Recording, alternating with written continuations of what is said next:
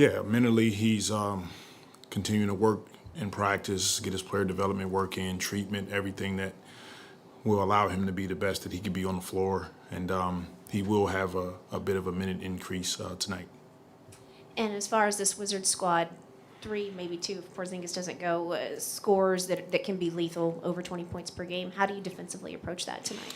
Yeah, they're doing they have some momentum right now, winning some games, and Kuzma has been playing really well. Getting Bradley Beal back has helped them out a ton. And once again, they're 2 guys that can put points on you in a hurry. It's going to be important for us to try to limit their looks, make them have to work on both ends of the floor. Scoring points has been a bit of an issue here during this streak. If the shots aren't falling, what are some of the things you can do to try to supplement the offense? Well, we got to get back in transition. Even when we miss shots, teams are rebounding the ball and they're pushing it, and we're not getting back. That'll help us be able to be in positions to defend better. But we had it going in the first quarter, and then we're having a drop off at least one quarter the last 4 or 5 games. So just continue to move the ball, continue to have consistency in our pace and our force. Take open shots with confidence. But it'll come around. It's just a part of it. Were you pleased with the quality of looks you got in Wednesday's game? I was. I thought we got good looks. I just didn't think we knocked them down. Yeah, and as far as Brandon goes, you mentioned the minutes to go up. Is there still a restriction or anything like that? There is still a restriction, but his minutes will go up. Mm-hmm.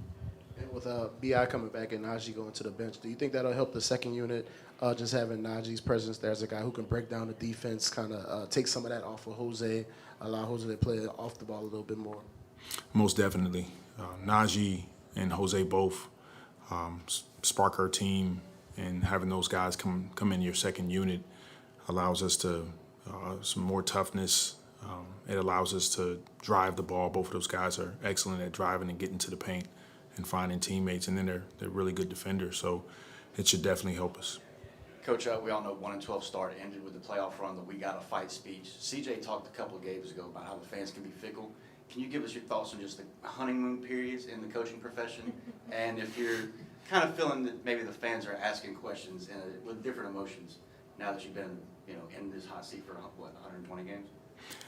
No, I haven't really experienced the fickle portion of our fans. I feel like our fans have been fantastic. They have supported us, supported our team.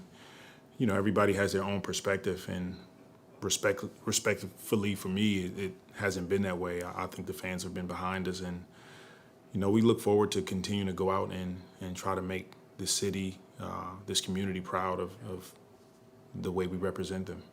And the second trade deadline you've dealt with, anything you can tell us on the communication you have not only with the players but the front office in dealing with the dynamics that are just inherent in the business? Nothing at all.